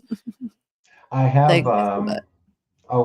I was just going to mention something specific to that. Yes. That, number one, family bloggers or vloggers or whatever they're doing, there needs to be a limit on how children are used, because that's what they're doing. They are using their children. And number two, for that young lady and the family that she's trying to have now, there needs to be some help there, because what's learned is innate in her now. And this, I don't want to say that things will go the exact same way, but at the same time, it's kind of hard to separate, this is how I grew up, to I want this to stop with me. There's a fine line, and there needs to be help there to get beyond that. So I don't know if she's getting help with everything that she went through, but there has to be something there to help someone get through that and say, okay, the cycle stops with you. Can you do that? Yeah. Well, it seems that she started, don't quote me on this 100%, but it's been alleged that she only does online therapy. Someone who's done online therapy. But she only recently started that within the last couple months. It hasn't been since she's been out of prison. And I don't know if you've seen this, but she actually went on the Kardashians show, and she had a conversation with Kim Kardashian, because Kim Kardashian talks a lot about prison reform and stuff. And I think a lot of it's performative, but that doesn't really matter. Her father was a lawyer, and clearly, I'm not even gonna get into the OJ stuff, but anyway. So but I thought it was funny that she went on there and darn it, I lost my train of thought. You thought it was funny that she went on there talking about prison reform? No, it wasn't the prison reform. Sorry, I watched you move that I forgot what I was saying. Shoot, darn, there was a whole point I was trying to make. Well, someone talk. Someone else talk for me. Well, I can kind of know where you might have been going with this, because I was thinking this earlier, is that once you get that kind of attention, like she got, because people were paying attention to her. Mom was getting what she wanted, but she was getting some attention too. Yes. She got some of this internet, TV. There was fame coming because, I'm so sick. Well, you have Kim Kardashian, who arguably had a video made of her that was released, and all of a sudden, hey, sorry, I'm listening. Yeah, but what talent does she have? I mean, what does she bring to any sort of entertainment industry manager or anyone that says, I can do this, I can act, I can dance, I can sing? We've seen her act. It's, in my opinion, it's not the greatest thing, but it is what it is. She was put in a movie because of her name, maybe more than one. She was in American Horror Story. The idea, though, it was she was in that, and she was also in one of those, like, Not Another Teen Movie spoof. I'm sure she was. She was in one of the scary movies. The thing is, when that disappears, what do you do? Mm. What do you use to fill that? And you know, if this young lady, Gypsy Rose Blanchard, goes to her and says, "Well, how do you keep yourself relevant? How do you keep reinventing yourself? What are you doing that I'm not?" Because the Kardashians, keeping up with the Kardashians, I've never watched an episode. I can't say I've watched one episode. Me either. I still know more about them. I want to. But they're everywhere. Yeah. Inescapable. And no one in the family has any clear-cut talent. Yeah. It's just rich people being rich. So you go to them, someone like Gypsy Rose, and you say, well, okay, how did you parlay this one video into your family being everywhere? Yeah. And that would be my guess as to what was probably asked of them. You know, how did you go from, you know, just being a family to being this family? A commodity. Exactly. Their name is a commodity. So it is an interesting, being internet famous is an interesting thing because it takes away from celebrity. From people who are actors or singers or dancers or, you know, people with discernible talent. You have this celebrity of people who eat Tide Pods or say stupid things that people latch onto, and then their 15 minutes of fame goes on, and it stretches out until nobody cares, nobody wants to see them, and they want to know, why was I discarded? You know, if the Kardashians are still famous, why was I discarded? What did I do wrong? Yeah, definitely. Those are just my opinions on the difference between, you know, a real celebrity and being a celebrity like or being an influencer. All this stuff, it's different. Yeah, there's a lot of people.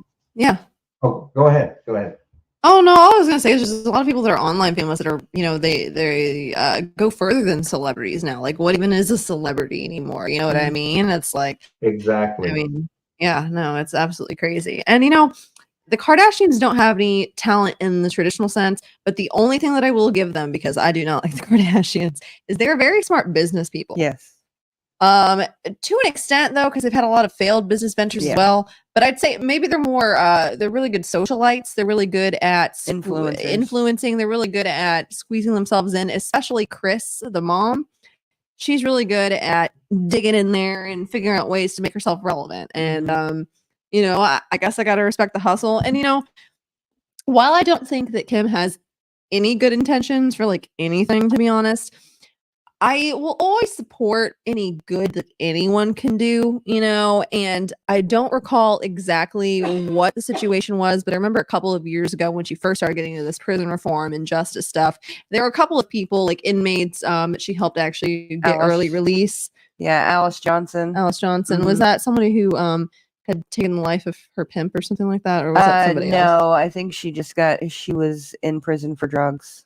But there's been a couple different things that she's actually done some good with, and I don't want to give her any credit. Trust me, I'm the last person to give her any credit. So like, you know, a lot of people are like, oh, maybe this could be good, but you know, Gypsy had actually she has a friend named Amelia Bird that she's in prison with, and Amelia Bird, I want to say, has like 2 life sentences or something like that, and I don't know the full case that's going on there, so I'm not going to pretend like I do, but you know, she had told Amelia, her best friend, that, hey, I'm going to go ahead and I'm going to tell the Kardashians about your story and try and get your story out there because I'm already on parole.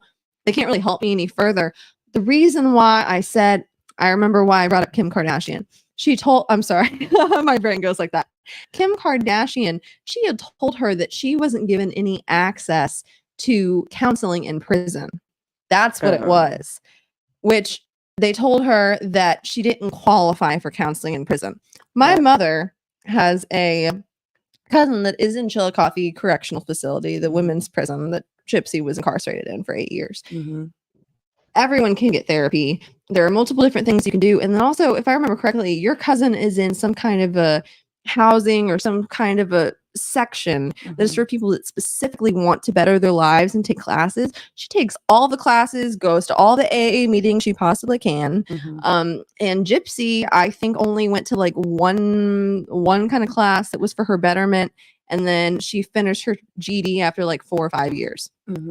That's it. It's easier to continue to say that the world is raining on me rather than getting help. Because absolutely the story sounds so much better when nobody will help you.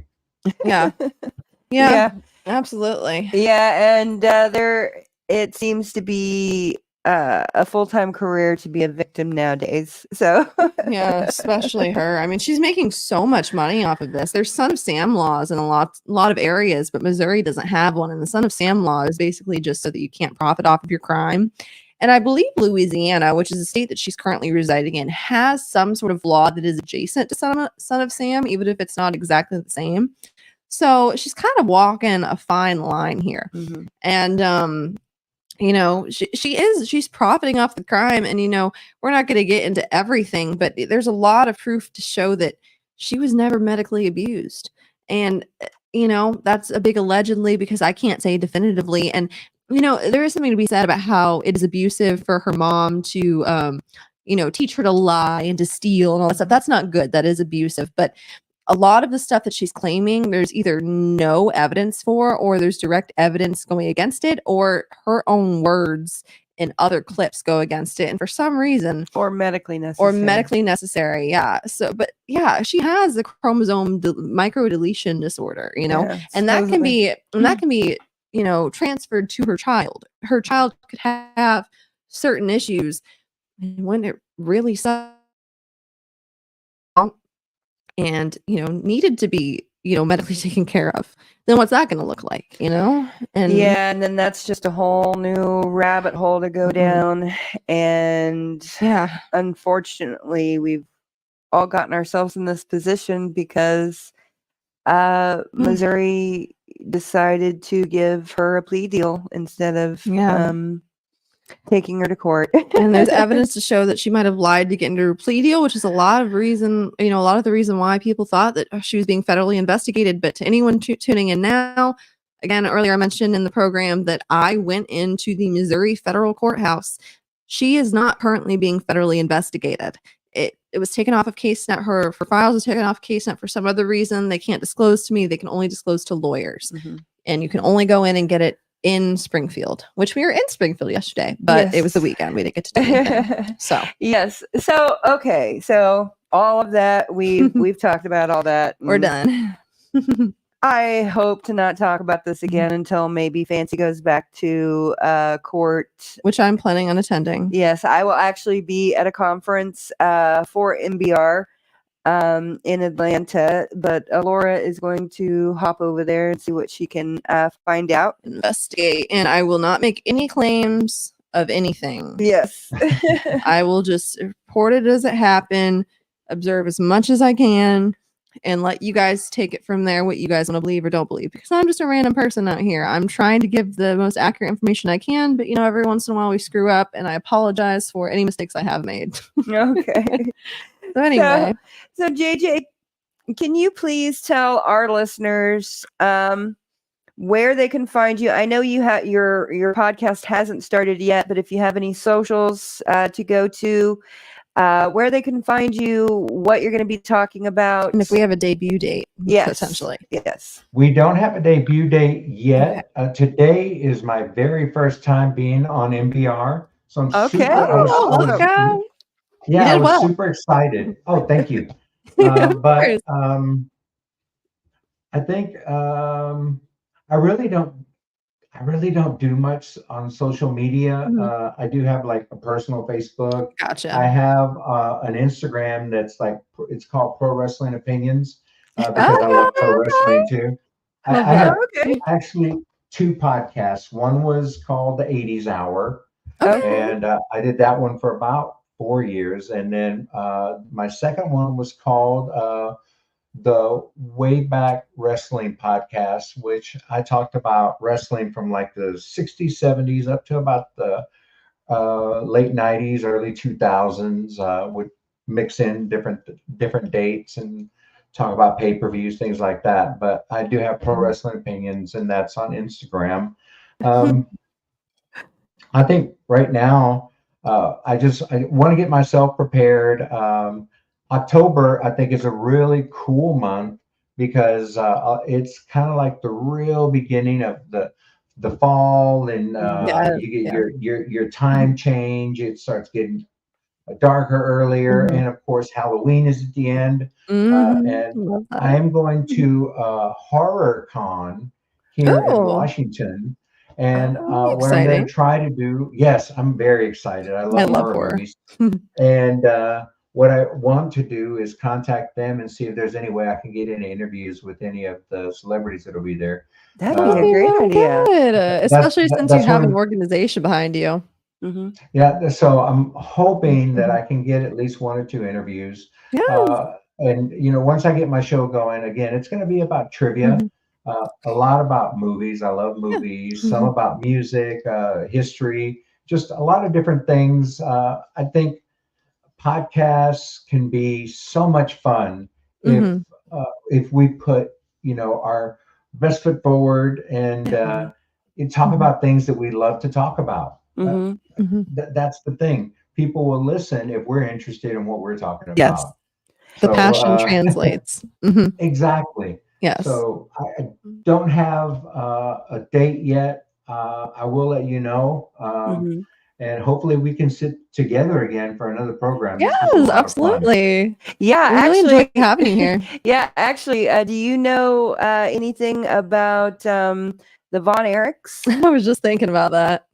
I grew up in East Texas. I know a lot about the Von Erichs. Okay, so I met them when I was a kid. My aunt used to take me to all of their shows, and my grandfather worked for them as a mechanic or something. I don't even know. And so I used to hang out at wrestling shows when I was on their laps. When I was a little kid, all the way till probably about 7 or 8 years old. And so I love that time period of wrestling. So we're gonna have to talk about that. We should do a video on it sometime. Yeah. The Sportatorium in Dallas was was where they wrestled. Yes. Fritz Von Erich. I believe his first name is actually Gene Atkinson. But anyway, Fritz took up the moniker of Fritz because it was right around that time when when the Cold War was going on, you could scare any American audience or rile them up with a Russian or a German wrestler. That Red Scare. Darren Von Raschke, the Koloffs, the Fritz Von Erich with the Iron Claw, the Russian Iron Claw, and all this.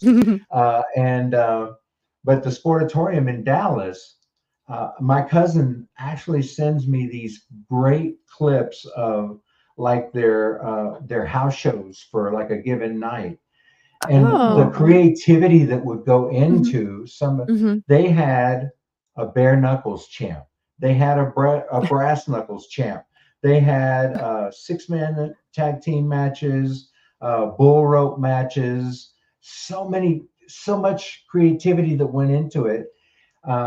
But everything has switched so much in the 21st century.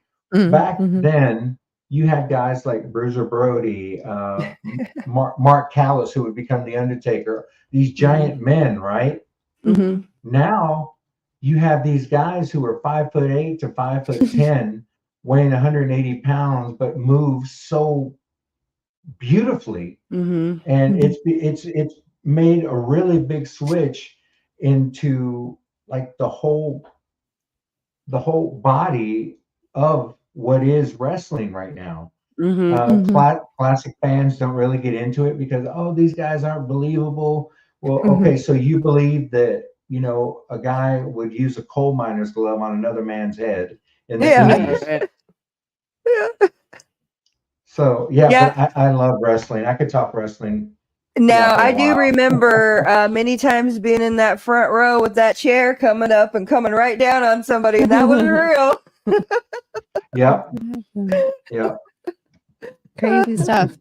Well, thank you so much for joining us, everyone. Yes. We've had a really good show here. We really appreciated JJ. I feel like we've all connected really well and been able to have good conversation. So you did a really good job for your first time doing this. It's very clear that you did a podcast beforehand. Yes, very much so. You exude professionalism. And thank you for bearing with us, trying to get that out of the way. But we kind of wanted to deal with that while we didn't have, a major guest. And, it's like, it needs to be talked about, but not too much. Yes.